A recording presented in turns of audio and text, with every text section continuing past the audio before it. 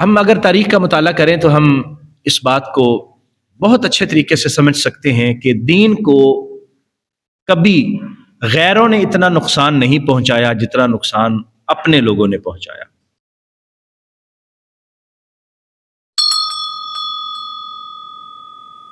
بسم اللہ الرحمن الرحیم۔ سورہ توبہ کی 32 نمبر آیہ مبارکہ سے آج پڑھیں گے۔ 5واں رکوع ہم پڑھ رہے ہیں سورہ توبہ۔ اعوذ باللہ من الشیطان الرجیم، بسم اللہ الرحمن الرحیم۔ یریدون ان یطفئوا نور اللہ بافواہہم ویأبی اللہ الا ان یتم نورہ ولو کرہ الکافرون۔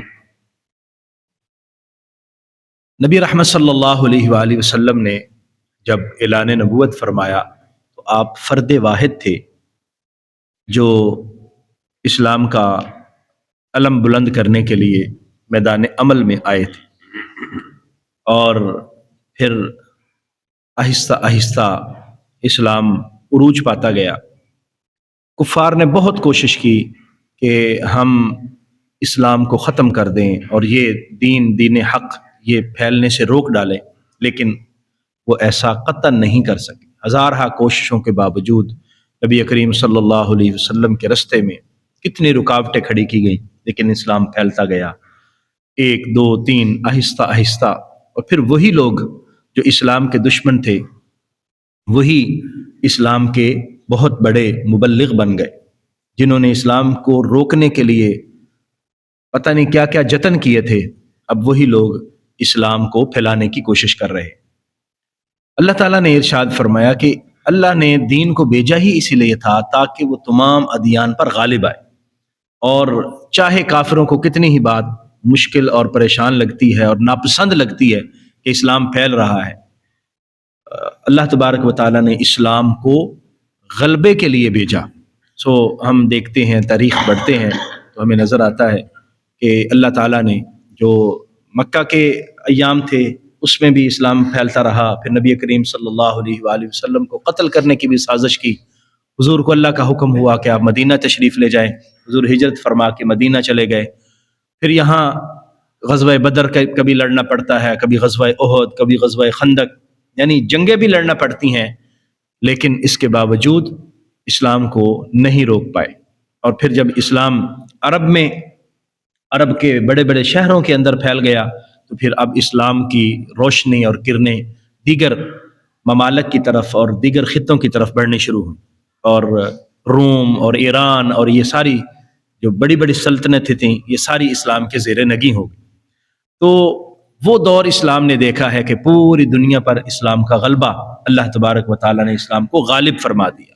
تو یہاں یہ ارشاد فرمایا گیا، یریدون، یہ جو چاہتے ہیں، یعنی کافر، مشرک، اور خاص طور پر جو اہل کتاب کا ذکر ہوا، یریدون، وہ چاہتے ہیں، ان یطفئوا نور اللہ، کہ وہ اللہ کے نور کو بجھا دیں، بافواہہم، اپنی پھونکوں کے ساتھ، اپنے منہ سے اللہ کے نور کو بجھانے کی کوشش کرتے ہیں، ویأبی اللہ الا ان یتم نورہ، اور اللہ انکار فرماتا ہے سوائے اس کے کہ وہ اپنے نور کو مکمل فرما دے۔ یعنی اللہ تبارک و تعالیٰ اپنے نور کو مکمل ہی کرنا چاہتا ہے اور وہ مکمل کر کے رہے گا۔ وَلَوْ كَرِهَ الْكَافِرُونَ، اگرچہ کافر اس کو ناپسند ہی کیوں نہ کریں، کافروں کو یہ بات اچھی کیوں نہ لگے، اس کے باوجود اللہ تبارک و تعالیٰ اپنے نور کو مکمل فرمائے گا۔ نور سے مراد کیا ہے؟ نور سے مراد دین اسلام بھی ہے، نور سے مراد قرآن مجید فرقان حمید، نور سے مراد نبی کریم صلی اللہ علیہ وسلم کی ذات ببرکات اور آپ کی تعلیمات، یہ ساری چیزیں ہیں، اور اللہ تعالیٰ نے سب کی حفاظت فرمائی، اپنے دین کی، قرآن کی، نبی کریم صلی اللہ علیہ وآلہ وسلم کی، اور ان کی تعلیمات پوری دنیا تک پھیلی۔ هو الذی ارسل رسولہ بالہدی، وہی ذات ہے جس نے اپنے رسول کو بھیجا ہدایت کے ساتھ، ودین الحق، اور دین حق دے کر، لیظہرہ علی الدین کلہ، تاکہ وہ تمام دینوں پر غالب ہو جائے، ولو کرہ المشرکون، اگرچہ مشرک اس کو ناپسند کریں۔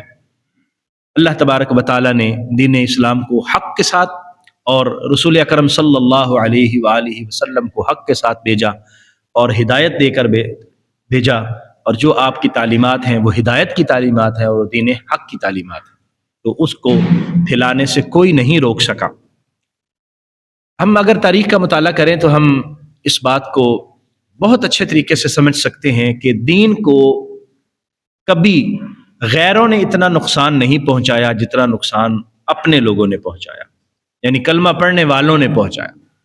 کافروں کو، مشرکوں کو یہ بات ناپسند تھی، لیکن جب مسلمان دین پر عامل رہے اور دین پر عمل کرتے رہے اور اس کے زیر نگیں چلتے رہے تو اللہ تعالیٰ نے دین کو غلبہ عطا فرمایا، پوری دنیا میں غلبہ رہا۔ اور جب اصل مقصد ہٹ گیا، اللہ کی رضا ختم ہو گئی اور لوگوں کا مقصد جو ہے وہ پیٹ بن گیا، لوگوں کا مقصد دنیا ہو گیا، تو پھر اللہ تبارک و تعالیٰ نے یہ نعمت عظمیٰ بھی چھین لی۔ پھر دوبارہ یہ غلبہ ہو سکتا ہے بشرطے کہ ہمارا مقصد رضا الہی ہو جائے، الہ کلمت اللہ ہو جائے، اللہ کی رضا اور اللہ تبارک و تعالیٰ کی چاہت اگر مقصد بن جائے تو پھر دوبارہ وہ غلبہ عطا ہو سکتا ہے۔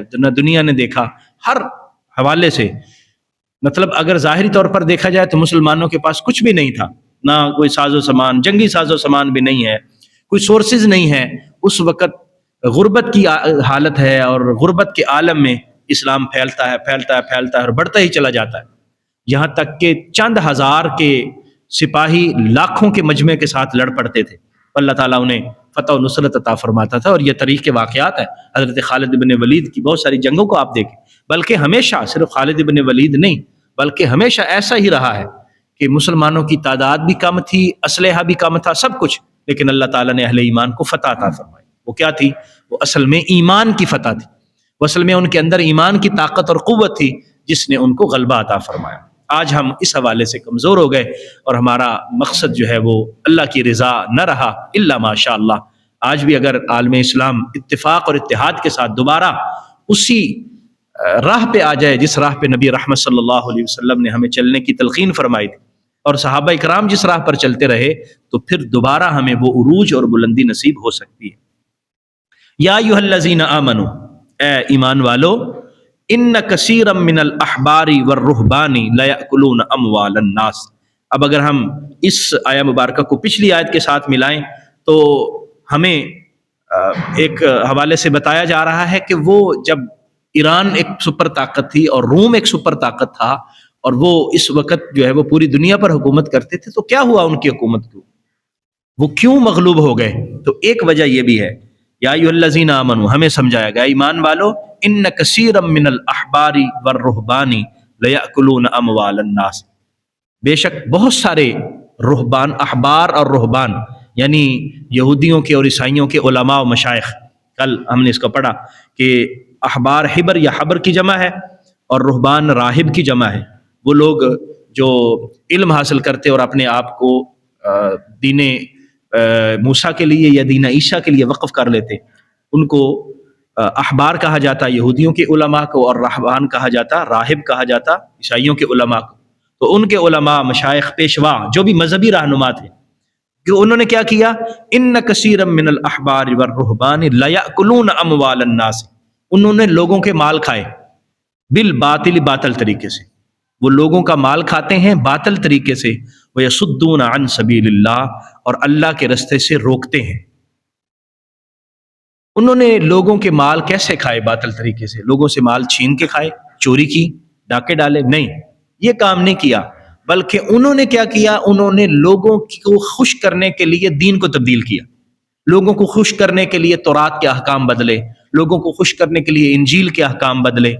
اور جو بڑے بڑے لوگ ہوتے، بادشاہ اور بڑے سردار اور بڑے مالدار لوگ ہوتے، تو اگر وہ کوئی غلطی کر بیٹھتے تو کیا کرتے؟ ان کو رعایت دے دیتے اور ان کے لیے آیت کو بھی تبدیل کر دیتے، اور ہوتا کیا تھا کہ ان سے پیسے لیتے اور بڑے بڑے پیسوں کے عوض، بلکہ یہاں تک کہ ان کو جنت کے ٹکٹ بھی دے دیتے کہ آپ جنتی ہیں، اور دستاویز بھی لکھ کے دے دیتے کہ ہم جو ہے نا وہ آپ کو جنت کے ٹکٹ تقسیم کر رہے ہیں۔ تو فرمایا لوگوں کو اس طرح انہوں نے اپنے جال میں پھنسایا، باطل طریقے سے مال کھایا اور اللہ تبارک و تعالیٰ کے احکام کو تبدیل کیا۔ تو ایمان والوں کو مخاطب کیا گیا کہ یہ دیکھنا تمہارے اندر کوئی ایسی خامی نہ آئے۔ جب ان کے اندر یہ خامیاں آئیں، مال کی محبت پیدا ہوئی اور انہوں نے شریعت کو تبدیل کیا، تو پھر جو عالم ان کا ہوا وہ ساری دنیا نے دیکھا۔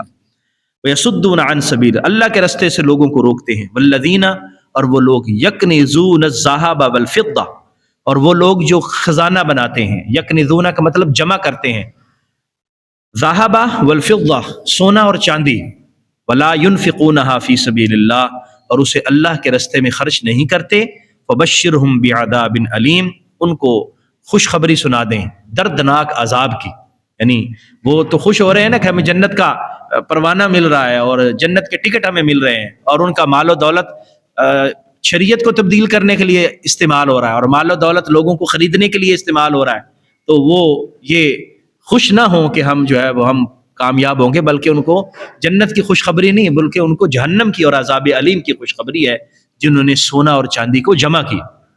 تو سونا اور چاندی لوگوں سے لیا، احکام بدلے اور دنیا کو بہتر کرنے کی کوشش کی. تو فرمایا کہ یہ اللہ کے راستے میں خرچ کرنے کی بجائے انہوں نے جمع کیا، تو نتیجہ اس کا کیا نکلے گا؟ اللہ تبارک و تعالی دردناک عذاب دے گا. یوم یحمى علیہا فی نار جہنم، آگ جہنم کی آگ میں اس کو گرم کیا جائے گا. فتکوی بہا جباہہم وجنوبہم وظہورہم، اور ان سے ان کی پیشانیوں کو، ان کے پہلوؤں کو اور ان کی پشتوں کو داغا جائے گا. یہی وہی سونا اور چاندی جہنم کے اندر گرم کیا جائے گا، تپایا جائے گا، اور ان کی پیشانی، ان کے پہلو اور ان کی پشتیں اس سونے اور چاندی کے ساتھ جو ہے وہ داغی جائیں گی، اور وہ گرم اور شدید جہنم کی آگ میں تپایا ہوا سونا چاندی ان کے جسم پر لگایا جائے گا. یعنی اس کا عذاب ان کو ہوگا اور یہ مصیبت وہ برداشت کریں گے. ہاذا ما کنزتم، اور پھر ان سے کہا جائے گا دیکھو یہ لو، ہاذا یہ لے لو، ما کنزتم لانفسکم جس کو تم نے اپنے لیے جمع کیا تھا، فذوقوا اور چکھو، ما کنتم تکنزون جن کو تم خزانے بنا بنا کے رکھتے تھے، جن کو تم جمع کر کر کے رکھتے تھے. تو کنز یہاں پر کہا گیا ہے، کنز کا مطلب ہے خزانہ، اور وہ مال و دولت جو جمع کیا جائے اس کو کنز کہتے ہیں. لیکن وہ کنز کون سا ہے؟ کیا اس سے مطلقاً مال جمع کرنا یا پیسے جمع کرنا یا سیونگ کرنا منع ہے؟ نہیں. اس کا مطلب یہ ہے کہ جو غلط رستے کے لیے جمع کیے جائیں وہ کنز ہے، ایک بات. دوسری بات یہ ہے کہ وہ اللہ کے رستے میں خرچ نہ کیا جائے اور اس کی زکوٰۃ ادا نہ کی جائے، اس کو کنز کہا جاتا ہے. اس سے ہمیں یہ معلوم ہوا کہ اللہ تبارک و تعالیٰ کا دین ہی غالب ہوگا، اور وہ ہوا، اور اللہ تبارک و تعالیٰ نے اس کو کیا جس نے اللہ کے دین کے اور اللہ کے قوانین پر عمل کیا. جب ہم نے چھوڑا تو ہم رسوا ہو گئے. اور دوسری بات جو ہمیں یہاں سمجھ آئی وہ یہ ہے کہ اللہ تبارک و تعالیٰ اس بات پر ہی راضی ہے کہ اس کا دین غالب ہو. تو ہمیں دین کے غلبے کے لیے اپنی اپنی کوشش کرنی چاہیے، انفرادی جتنا بھی کر سکیں، اگرچہ وہ ایک قطرے کے برابر ہی کیوں نہ ہو. ایک قطرے کے برابر. ایک چڑیا تھی نا جی، حضرت ابراہیم علیہ السلام پر جب نمرود نے آگ میں ڈالا تو وہ چڑیا پانی کے قطرے لے لے کر آگ کو بجھا رہی تھی. کسی نے کہا وہ کملی ہو گئی ہے تو، یہ کبھی پانی کے چھوٹے چھوٹے قطروں سے اتنی بڑی آگ بجھتی ہے؟ اس نے کہا وہ آگ نہ بھی بجھے، کم از کم ابراہیم کی آگ بجھانے والوں میں تو میرا شمار ہوگا نا، آگ لگانے والوں میں شمار نہیں ہوگا، آگ بجھانے والوں میں. تو ہم اپنی کوشش تو کر سکتے ہیں اگرچہ پانی کا ایک قطرہ ہی کیوں نہ ہو. تو ہم دین کے غلبے کے لیے اپنی کوشش کریں، عملی طور پر، علمی طور پر، فکری طور پر. اور پھر اللہ تبارک و تعالیٰ نے دین کو تبدیل کرنے والوں کی یہاں مذمت بیان فرمائی کہ جو دنیا کے مقصد کے لیے شریعت کو تبدیل کرتے ہیں، دین کو تبدیل کرتے ہیں. ہمیں ایسی چیزوں سے گریز کرنا چاہیے. اپنی خواہش کے لیے یا اپنی دنیاوی مقصد کے لیے اللہ تبارک و تعالیٰ معاف فرمائے، ان چیزوں سے بچنے کی کوشش کرنی چاہیے. اور اللہ تعالیٰ نے مال عطا فرمایا ہے تو اس کی زکوٰۃ ادا کرنے اور اللہ کے راستے میں خرچ کرنے کی کوشش کرنی چاہیے، اور اللہ سے اس کی توفیق بھی مانگنی چاہیے. اللہ تعالیٰ ہمیں عمل کی توفیق عطا فرمائے. آمین. وآخر دعوانا ان الحمد